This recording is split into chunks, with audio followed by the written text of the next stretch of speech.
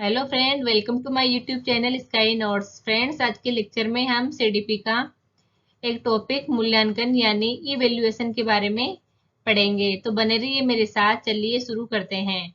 मूल्यांकन, इवेल्युएशन।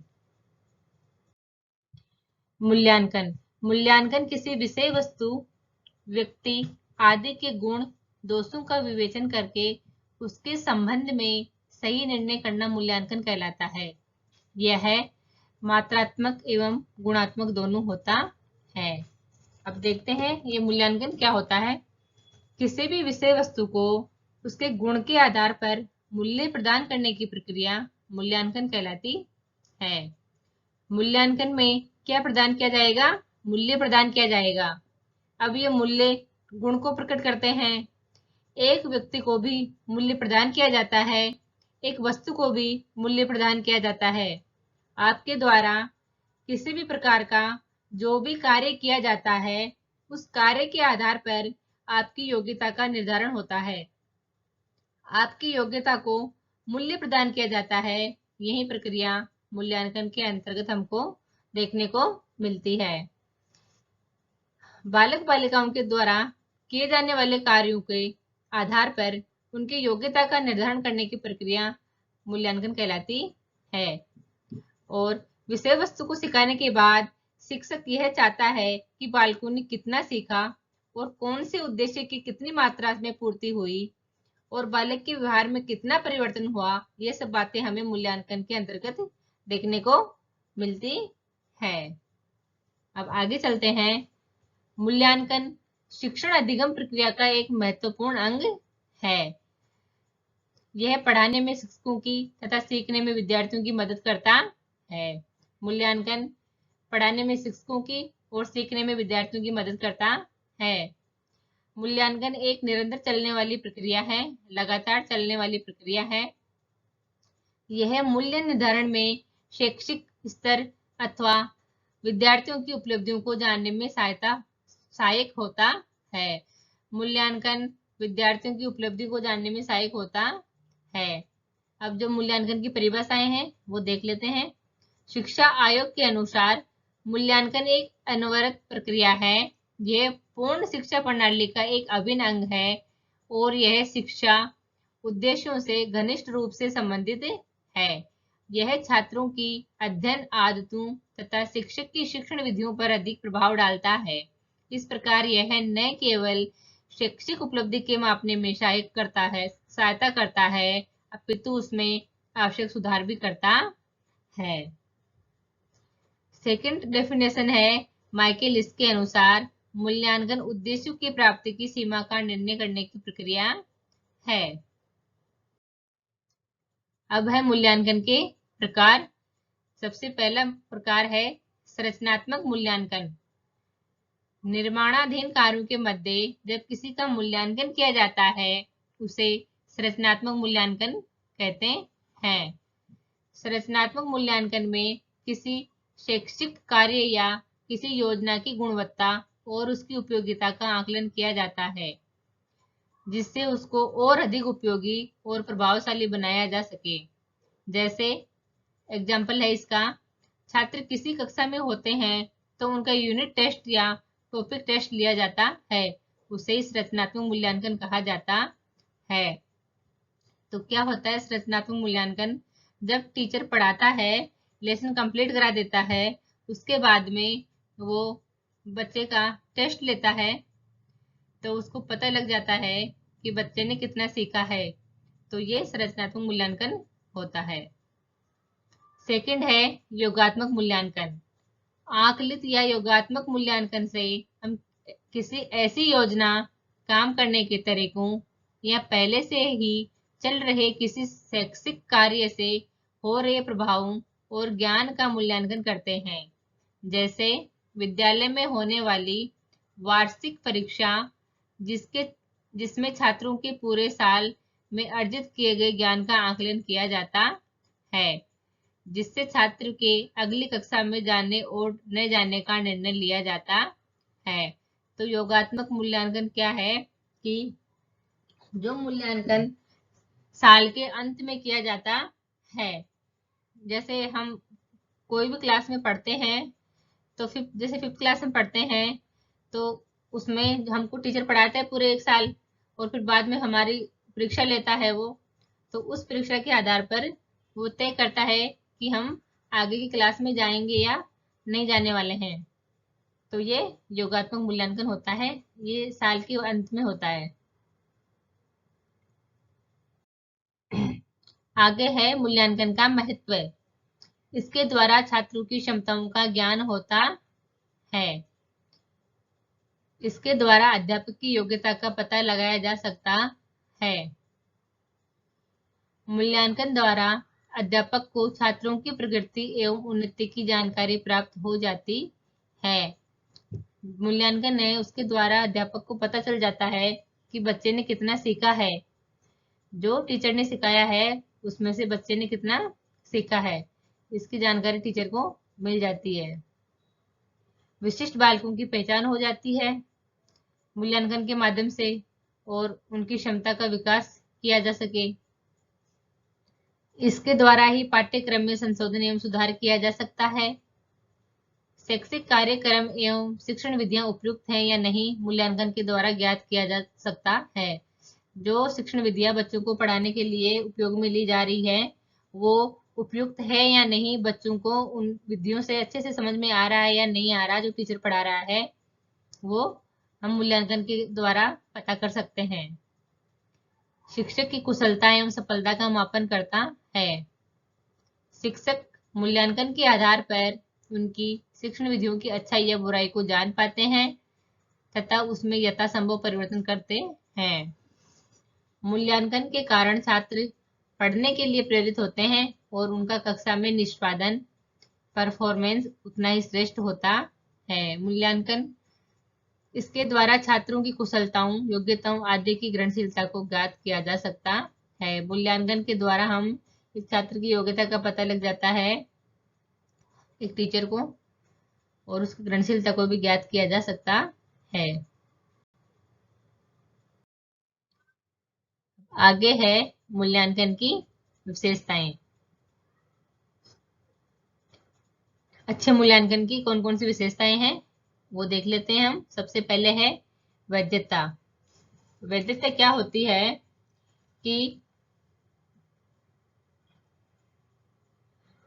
जो प्रश्न का हमारा उद्देश्य होता है उसकी पूर्ति जो करता है तो वो वैध मूल्यांकन कहलाता है।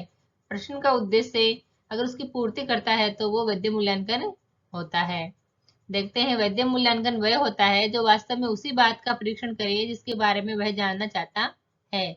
इस मूल्यांकन द्वारा केवल उस ज्ञान की ही जांच की जाए जिसके लिए परीक्षा ली जा रही है।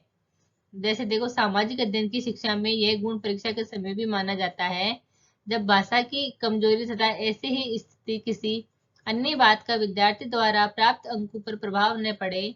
वस्तुनिष्ठ प्रश्नों में यह गुण विद्यमान होता है क्योंकि उन प्रश्नों की भाषा सरल होती है और इसी कारण उनको समझना भी सरल होता है। अब देखो, इसमें एक एग्जाम्पल है कि मैं आपसे प्रश्न करूं कि रीट के एग्जाम के बाद आप क्या करोगे, तो आप बताओगे कि रीट के एग्जाम पास करने के बाद में हम टीचर बनेंगे। तो इसमें देखो, प्रश्न के उद्देश्य की पूर्ति हो रही है ना भाई, एग्जाम के बाद में टीचर बन रहे हो आप, तो ये वैध मूल्यांकन है। अब आगे है सेकंड, सरलता। सरलता भी अच्छे मूल्यांकन की विशेषता है।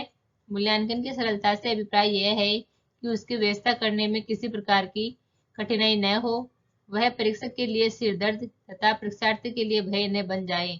जो अनौपचारिक मूल्यांकन अध्यापक समय समय पर करता है, अध्यापक पाठ पढ़ा चुकने के बाद वह विषय से संबंधित एक दो प्रश्न पूछकर इस बात की जांच करता है कि विद्यार्थी को पाठ अच्छी तरह से समझ में आ गया है या नहीं।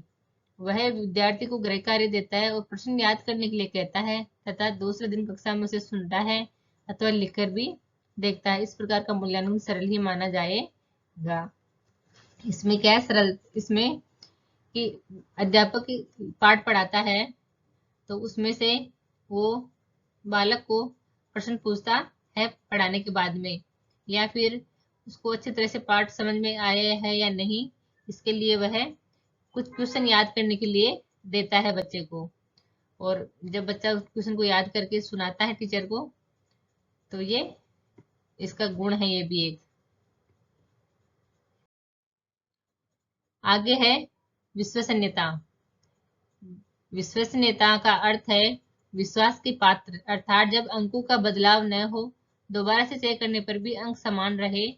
वस्तुनिष्ठ प्रश्न विश्वसनीय होते हैं और निबंधात्मक प्रश्न विश्वसनीय नहीं होते, अर्थात विभिन्न परंतु एक जैसी परिस्थितियों में किसी प्रश्न परीक्षण या परीक्षा का उत्तर पूर्णतः एक ही प्रकार का होगा तो ऐसा परीक्षण विश्वसनीय माना जाएगा।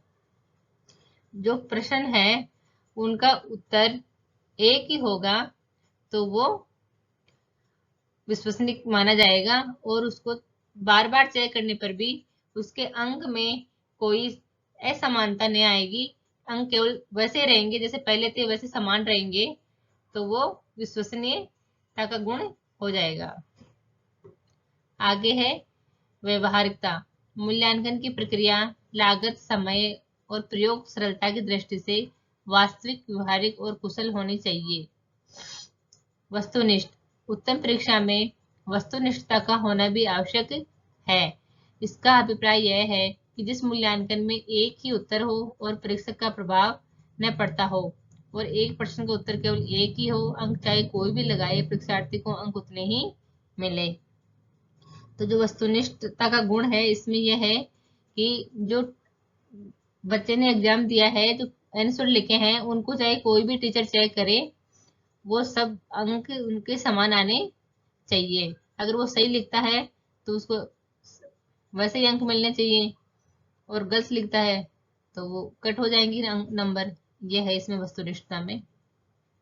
विस्तृत रूप। विस्तृत होने का गुण ऐसा गुण है जिसका एक अच्छे मूल्यांकन में होना आवश्यक है, परंतु इसका प्रचलित निबंधात्मक परीक्षाओं में अभाव है। इन परीक्षाओं में वर्ष के काम की जांच 3 घंटे के थोड़े से समय में 5 या इससे भी कम निबंधात्मक प्रश्नों द्वारा करने का यत्न किया जाता है, जो असंभव है।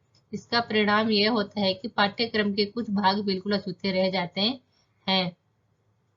जो विस्तृतता का गुण है वो है कि जो पाठ्यक्रम है, हमारा पूरा जो सिलेबस है, उसमें से जो निबंधात्मक प्रश्न होते हैं वो कुछ ही लेसन होते हैं, कुछ ही पार्ट होते हैं, उनमें से होते हैं। ऐसा नहीं है कि जो पूरे पार्ट है उनमें से एक एक पार्ट में से एक एक निबंधात्मक क्वेश्चन आएगा, ऐसा नहीं होता है। सिलेबस होता है, उसमें से कुछ ही हिस्सा होता है जिसमें से वो प्रश्न चूज कर लिए जाते हैं। ये है विस्तृत रूप। समग्रता। मूल्यांकन का क्षेत्र समग्र होता है। मूल्यांकन पत्र में संपूर्ण पाठ्यक्रम से प्रश्न होने चाहिए, अर्थात गहराई से मूल्यांकन करते समय किसी विषय की गहराई से प्रश्न पूछना आवश्यक है। समग्रता का तात्पर्य है कि जो हमारा पाठ्यक्रम है उसमें से हमें पाठ्य क्वेश्चन पूछने चाहिए, भाई उसमें पूरा जो हमारा सिलेबस है वो कवर हो जाए, पाठ्यक्रम कवर हो जाए, पूरे पाठ्यक्रम में से क्वेश्चन पूछना चाहिए। यह है समग्रता का मतलब। आगे देखते हैं। आगे है सतत एवं समग्र मूल्यांकन। अब देखते हैं क्या होता है ये। सतत और समग्र मूल्यांकन छात्रों की विद्यालय आधारित मूल्यांकन की एक प्रणाली है। 2009 में भारत की शिक्षा का अधिकार अधिनियम के तहत यह एक अनिवार्य मूल्यांकन प्रक्रिया है। एनपीई 1986 के अंतर्गत सीसीई को लागू करने पर बल दिया गया तथा इसे लागू एनसीएफ 2005 के अंतर्गत किया गया। आरटीई 2009 की धारा 29(1) में सीसीई को लागू करने की बात की गई। इंपोर्टेंट क्वेश्चन एग्जाम में पूछा गया कई बार ये। सर्वप्रथम गीता बुक्कल समिति ने 2009 में सीसीई कक्षा 9 तथा 2010-11 में कक्षा 10 में अपनाने पर बल दिया। केंद्रीय माध्यमिक शिक्षा बोर्ड सीबीएसई ने 2010-2011 से कक्षा 9 व 10 में सीसीई को लागू कर दिया गया। तो ये वाला क्वेश्चन भी बन सकता है यहाँ कि सीसीई को कब लागू किया गया, कक्षा 9 और 10 में। तो 2010-2011 में लागू किया गया।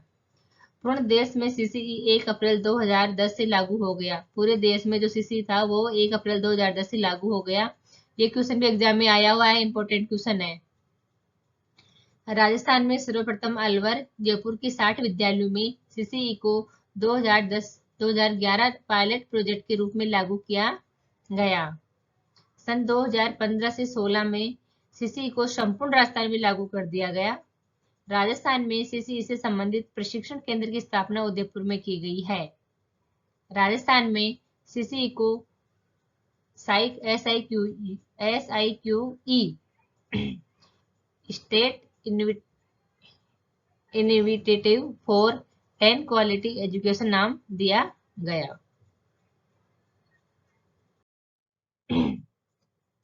अब जो सतत एवं समग्र मूल्यांकन बच्चों के समुचित सर्वांगीण विकास का निरंतर और नियमित आकलन है, जिसमें विकास के सभी पहलुओं का विभिन्न विधियों व उपकरणों द्वारा समग्र आकलन किया जाता है। सतत मूल्यांकन, सतत का शाब्दिक अर्थ होता है लगातार।